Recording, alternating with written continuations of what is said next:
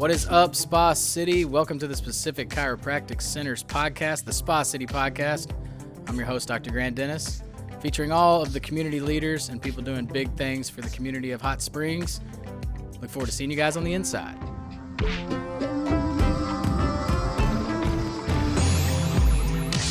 right, Matt Teale, DDS, Dr. Matt Teale. Thanks for joining us, man. I tell people it's the hottest seat in Spa City, man. You're sitting in it. Does it feel warm? It does. I was a little nervous coming in, but I'm warming up. I'm getting there. Yeah, that's good. Just remember to speak into the microphone and you'll be fine. Sounds good. Yeah, I want to start, you and I go way back. I mean, since we were, maybe even before teenage years, playing ball. I always looked up to you and Paul Shirley and, McInvale and all those guys early on in baseball. And, having shared the commonality of baseball, I want to start there. You obviously have two businesses, and we'll get to that, and serve the community in a mighty way. But what did the game of baseball growing up, what did, high school baseball, college baseball for you, what did that teach you or prepare you for as you look back on that for business? What were some of the things that just pop into your head? Sure. First off, I don't think this podcast is long enough. I mean, right. I was not the stereotypical boys club baseball player. It became like a lifestyle. And so looking back, it's really cool because it was a really good way for me and my dad to bond. And so as I look back on it, that's probably one of the biggest takeaways is just the relationship. At the time, it was just ground balls, but looking back, it was really a relationship builder with my dad. So I try and do that with my kids. As far as skills of the game, transferring into business or personal life, just the standard stuff, hard work, dedication. I was not the most athletic kid. I had to work to overcome the lack of athleticism. I mean, I was just average, but just found success. Got a little bit of found success. The harder I worked, it was a direct correlation, and so that's the biggest thing. It's just discipline, hard work, attitude, positivity, leadership, teamwork. All those things that directly transfer into business. I think you can pick all those, but not just with baseball, but any sport, any team event. Yeah, it's interesting. I think about looking back at, and I know you can probably do the same, a lot of the guys that I either played with or against who maybe were athletically just freaks. Yeah. Just God reached down and touched their right arms, and they just had rocket launchers attached to the right side of their body, and they were just amazing athletes. But maybe the work ethic wasn't there, right? Maybe in hindsight they would even agree, and then how that translates to life after ball. I know there was a time for me, and I'm sure you, where it was like, I guess I'll just play baseball for the rest of my life. And then as you start going through the college phase, you're like, maybe I should start thinking about life after ball at some point. And I know you went to University of Arkansas at Fort Smith, correct? Yep. And then from there, Delta State, if I remember correctly. Yep. And you played for Coach Kinnison, correct? I did. And so for those viewers out there who don't know, Coach Kinnison was, for all intents and purposes, the Augie Garrido of Division II. 100%. He was, 100%. You have any good maybe Coach Kinnison? Not many that I can share on air. No, he's just mentally tough to play for, and that's why he had a winning program. I had opportunity to play low-level D1, high-level D2, and I chose the D2 route because I wanted to compete. I wanted a chance to win. And so I initially signed with a school in Missouri. They won the national championship that year. Things kind of fell through with the coach transition because after they won, their coach got the K-State job. So I went to Fort Smith. It was JUCO at the time athletically, so it was just a 2-year, and it was like, where do I go? Because I had no time to make a decision. At that time, had to have been Harpino and Doty. It was Harpino and Doty, and that was probably my better formative baseball years, even more so than Delta State, because it was just living and breathing ball with a group of guys and on the road and trying to study, and it was a lot of fun. Just looking back, really good memories there. I oftentimes think, if I wouldn't trade anything for my 4 years at Henderson, because man, like you, I got to play, I got to really experience and win back-to-back 40-win seasons. I mean, we took the program from where it was to a winning program was something I'm real proud of, and a lot of hard work, a lot of grind there. And I'll say, if you haven't done it, it's hard to describe it. it's a full-time job. Athletics is not fun in college. It is hard work. Yeah, the NIL now's kind of changed that. But That's true. That's true. We're playing before NIL. We didn't have NIL. No. We're grinding, and then probably a second job and trying to just get call mom and dad. Hey, I'm gonna need $50, $200 here to get through the week. This is not the times have changed. Let's just say that. I guess. When you were in school, like when did it click, like dentistry, right? Like when were you like, hey, like I think this is what I'm gonna do? It clicked hard in the face. I was in my second year at Fort Smith. At the time, I wanted to be an orthopedic surgeon. Like that was the cool job that I wanted to do. And we were out for practice, and we were warming up, and I caught a stray ball to the face, and so I had to have some dental work done myself.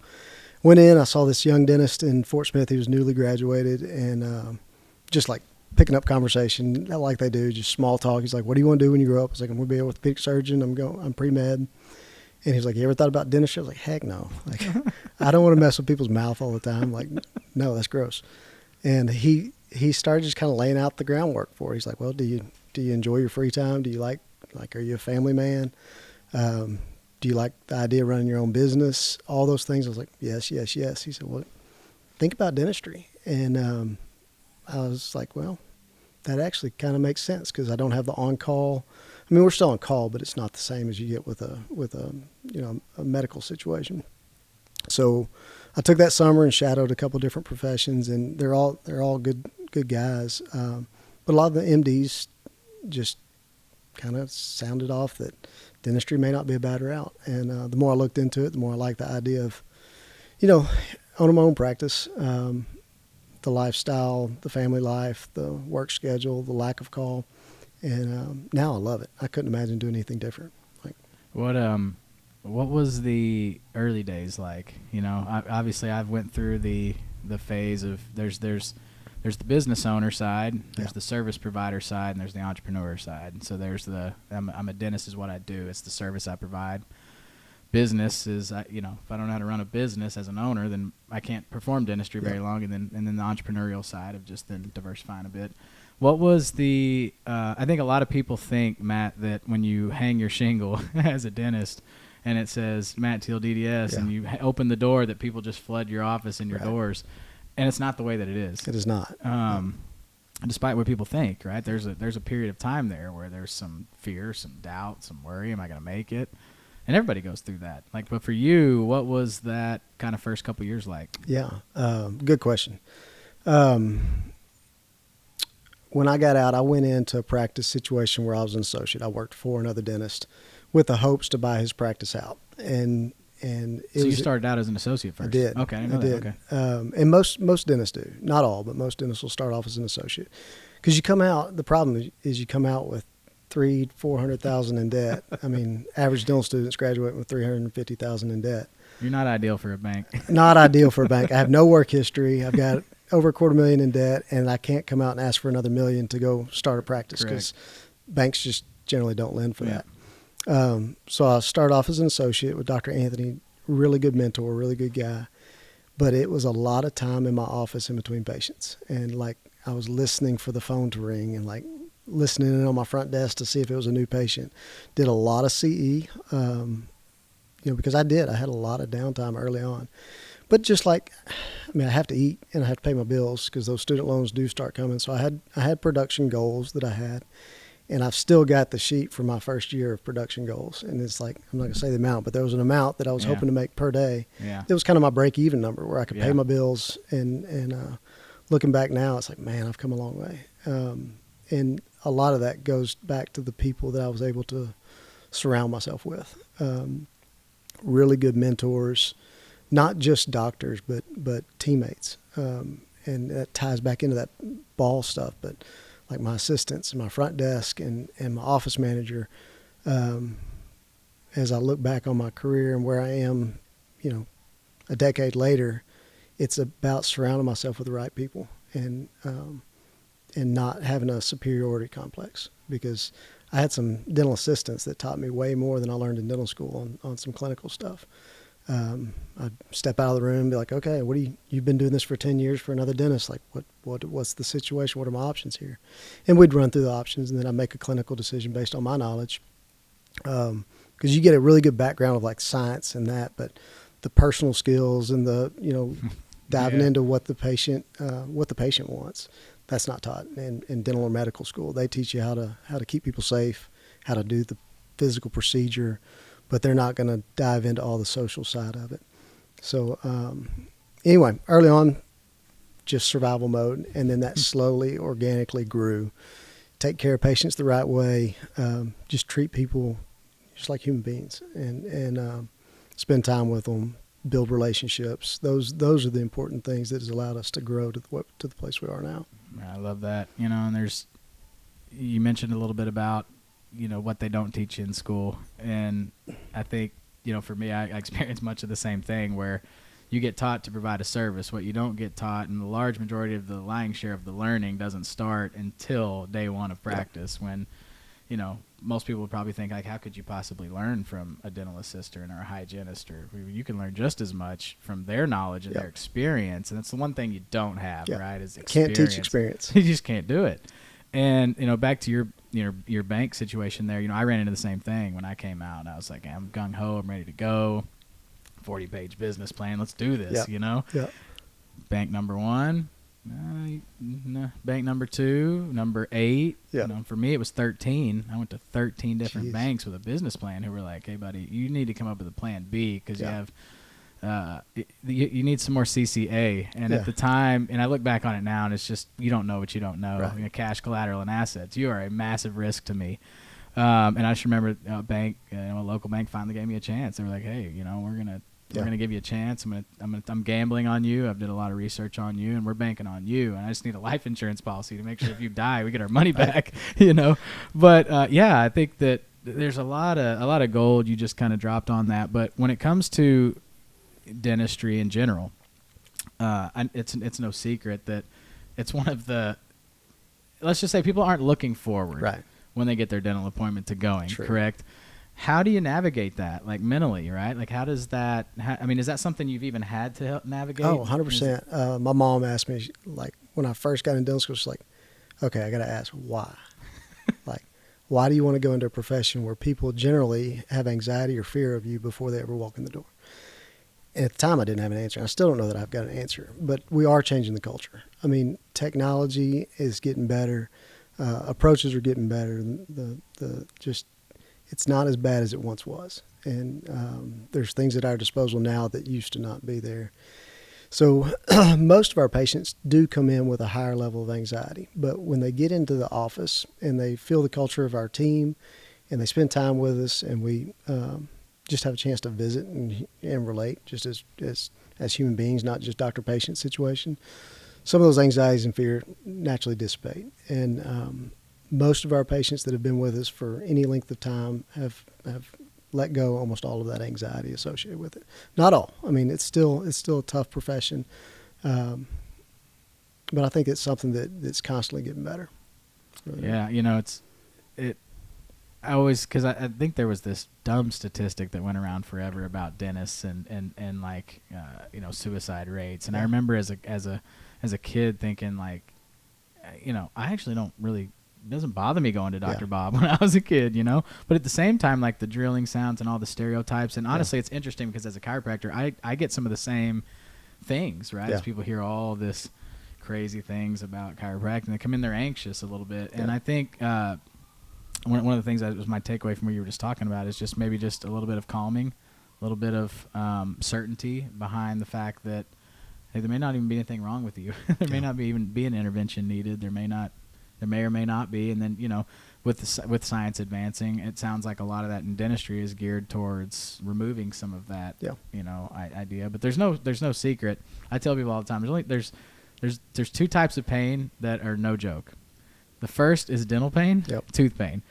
There is, and then the second is nerve pain, which came to a tooth from a nerve. So because people come in, to my office all the time, and it's a clear nerve pain situation. Like, oh, my doc, I'm really willing to do anything to get rid of this, And then in that moment, you're a hero. Yeah. But at the same time, it's just like we talked about this earlier this morning.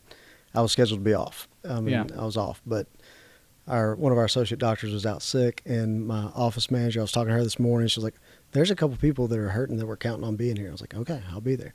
And so back to that original conversation with my mom, why do you want to do this? I have a better answer now, because those people that I saw today, like I took out half a dozen teeth this morning on different patients, and started a root canal on another one, and they're so grateful for the opportunity to get out of pain. And so once I tell patients, you're going to see me eventually. I mean, it's just, what are you going to see me for? And I mean, I would much rather do something easy like a cleaning or a preventive service, as opposed to waiting until we're in a toothache situation or an emergency situation. But when we do get in those, it is really rewarding and gratifying to be able to help somebody that's maybe they've been dealing with it for 6 days, or maybe they've been dealing with it for 6 years, but to get them out of pain and see that relief come over them, that's always rewarding. Yeah, I can imagine so. I want to get to sleep here in a second, because I don't think people fully understand also how much dentists are changing the game when it comes to sleep. Yep. But you own 2 offices now, so we've gone through the startup phase. We're doing well. We decided, hey, it's time to expand. So I know you guys are in Malvern.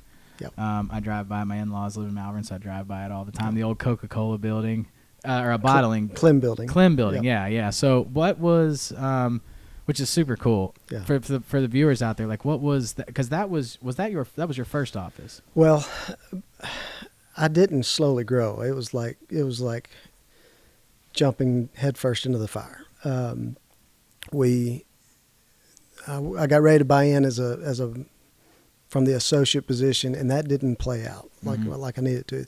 The bottom line is the numbers didn't work on paper, what he wanted for the practice relative to what I could afford. And so I had started moonlighting over in Malvern. I spent 2 days over there, 2 days in Hot Springs. Found a practice in Malvern that made sense on paper. Mm-hmm. Got ready to buy it, and then got to like the closing window, and the dentist in Hot Springs came back, and we could get closer on our numbers. So I actually bought both practices at the same time. Oh, wow. And okay. so I partnered with Adam Teale. He's like, you couldn't ask for a better partner. And I think that goes back to a lot of the successes, surrounding yourself with the right people. Correct. And so partnered with him in the Hot Springs location. My current wife was in dental school, and we were dating at the time. She's my partner in the Malvern location, so I've actually got a partner at each place, but we did them simultaneously. They have both grown since then. And then the Malvern one, we outgrew the footprint of our smaller building, and we've recently renovated an old bottling plant, which is kind of ironic, like Cokes that cause more cavities than anything. I never thought about that. Is now a dental office. And that's been really cool. We bought the lot because our overflow parking was on that lot. There was just this old warehouse brick building. We got ready to tear it down to turn it into a parking lot or build a new office on it. And we started hearing a little bit of grumbling from the community about tearing down something that was meaningful to a lot of people's childhood. And as I started asking the right questions, just found a lot of patients and just people in the community that had a lot of fond memories of walking through and like seeing the bottle production and the Clem Cola. They had Clem's Orange, RPEP, a number of different flavors. They'd ship it all over the country, and there's a lot of history. And we decided to renovate the building. That's a whole another podcast, but bottom line, it cost a lot more, but I'm so glad we did it. I mean, it's been really cool. Yeah, that's. You ought to stop by. I'm gonna definitely do it next time. I drive by it all the time, and most of the time when it's closed, but I got to make a point to come by, and I can kind of see in there when I'm driving by, and you can see like some arcade games and some. It looks like a fun place. You want to go. It's not your stereotypical dental office. Yeah, which I love. You know, if I don't like stereotypical. Yeah. That's super great. Man, you know, and a lot of I want to segue a little bit because I just had this thought flash. Anytime I have thought flashes, I have to share them. We won a state championship in Legion. We did, and you were my coach at the time. Actually, you and Ryan White, which put together like this amazing team at the time. We had a great squad, and I think about Ryan all the time, who passed away tragically. I guess it would have been 2008, maybe 9. Yeah. Somewhere around there. I remember I think it was 9. I think it was 2009. Yeah, because I remember I was a sophomore at Henderson and actually had to play against him when he was at OBU, and he almost won a national championship at OBU just as a GA. And Ryan was infectious. He was such a good coach. maybe just for the viewers out there who know Ryan, or maybe just to memorialize and commemorate him a little bit, some of your maybe fonder, and Coach Tommy White, Coach basketball forever. What a great family. They are. Right? They're solid. They don't get any better. He's at the top of my list of people I look forward to seeing when I get to heaven. Yeah, he was just such a. I can remember him just being like, I want you to throw me B. Peter in the home run derby. And he could just hit the ball a stinking mile. And but we talked earlier about I had the work ethic, but not the athleticism.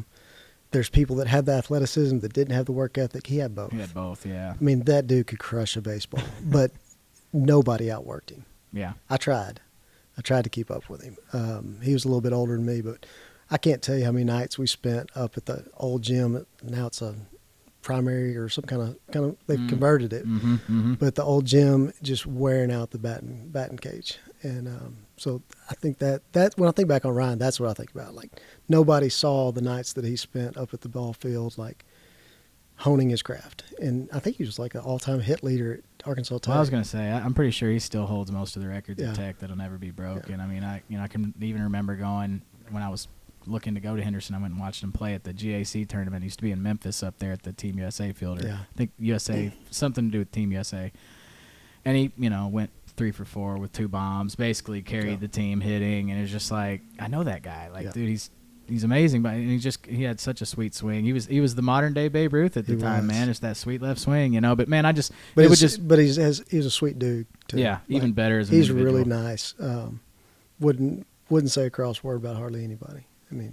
Even behind closed doors, just a good guy. Just one of those that's just good people, and we know where he is. There's no doubt about it either, Right. which speaks to that too.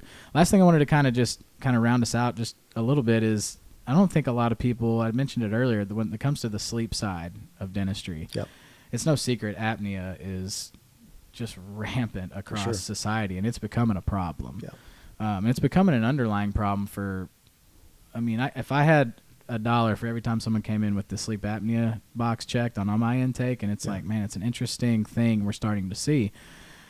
Is that something in dentistry that you guys, or in your offices, you guys can also kind of take care of, or is there an you talked about innovation with that. I know there's appliances and things that dentists now, and I don't think people inherently know that dentists can help with this situation holistically, outside of a traditional CPAP or other things that may be necessary. But can you speak a little bit to maybe the way that sleep and dentistry have kind of co-evolved? Yeah. First off, our practice dynamic is not that we are a niche in anything too deep. My goal is to provide like a comprehensive care for patients. We touch on a little bit of everything, but I've got a great network of specialists from oral surgeons, endodontists, orthodontists, pediatric specialists. So if we get on the extreme where you've got extensive needs for a kid, we've got partners with pediatric dentists. If you got a tough root canal, we've got partners with endodontists. Wisdom teeth where you want to be asleep for it, or full mouth implants. We've got oral surgeons that can knock you out and get that done for you, and some really, really good ones in town. We try and do a little bit of everything. Sleep medicine's included in that. That's not an area that we have a deep focus on, just because it doesn't, it doesn't fit our practice model. But we do. We do a good bit of that, and the ones that we do it on, it's life changing because they're like, I've tried the CPAP. That is not like I can't wear it, or maybe they're not bad enough to justify needing the CPAP, and so mild to moderate sleep apnea can be treated with a dental appliance. Normally it's called an EMA. It's an elastic mandibular advancement. It's basically just a night guard that you wear top and bottom, and it slowly will pull the jaw forward, which is you physically pull the jaw forward just like in CPR.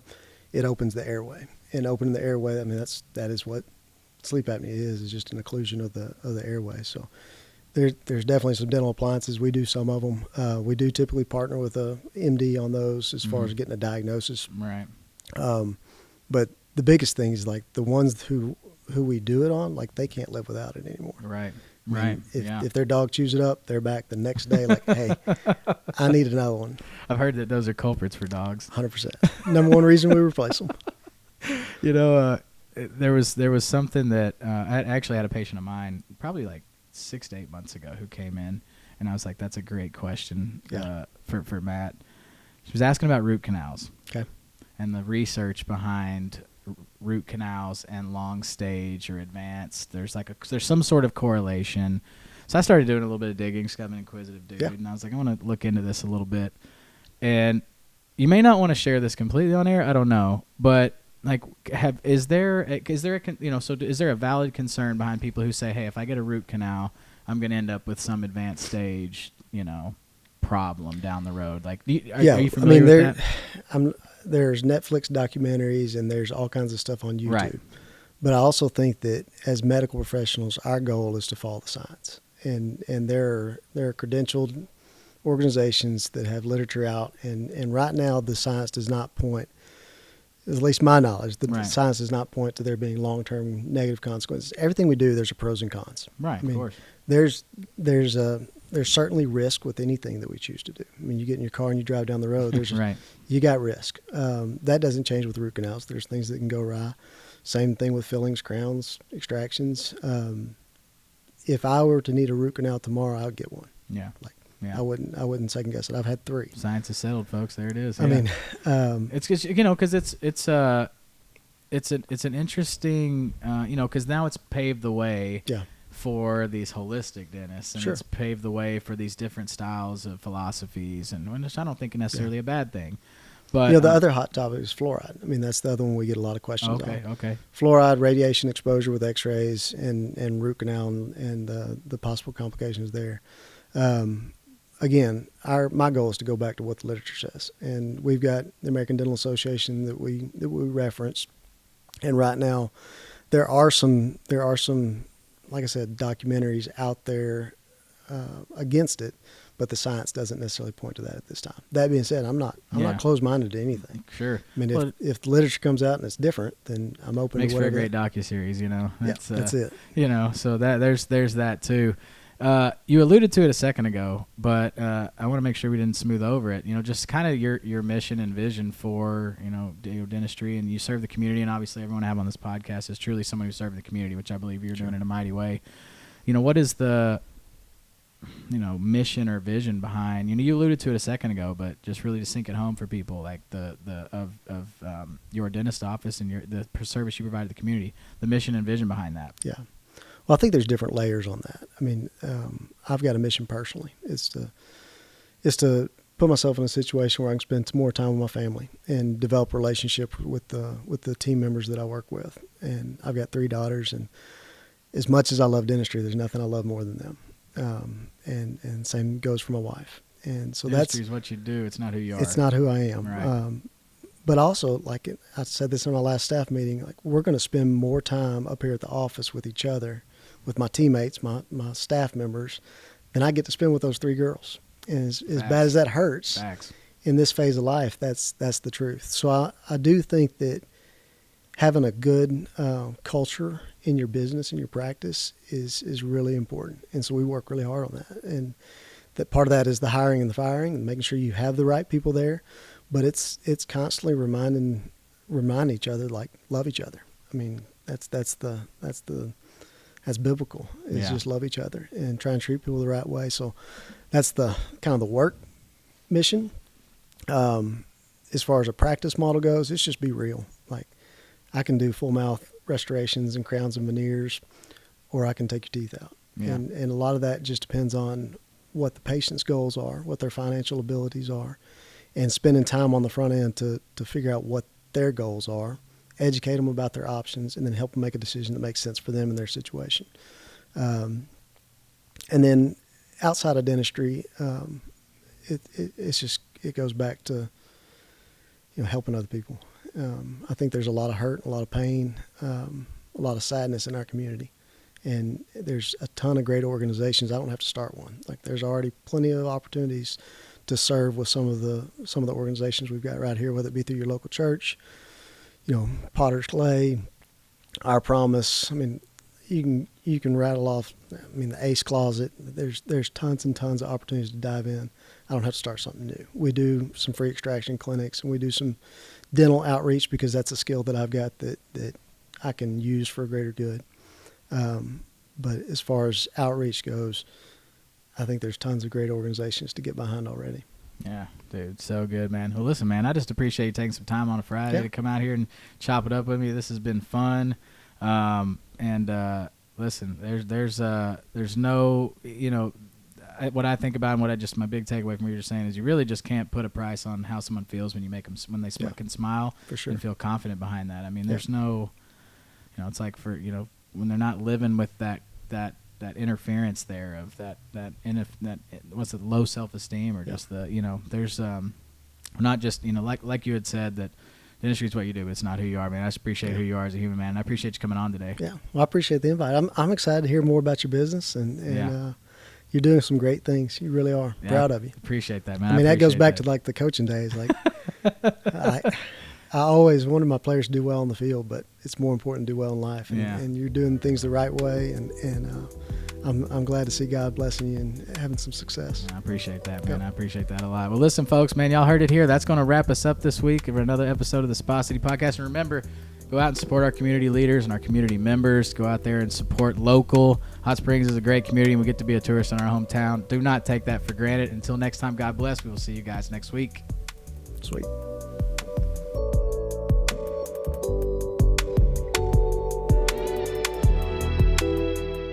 Thanks for joining us this week, guys, on another episode of the Spa City Podcast. And remember to subscribe to everywhere you listen to podcasts, Spotify, Stitcher, Apple Podcasts, YouTube, and check us out on social media.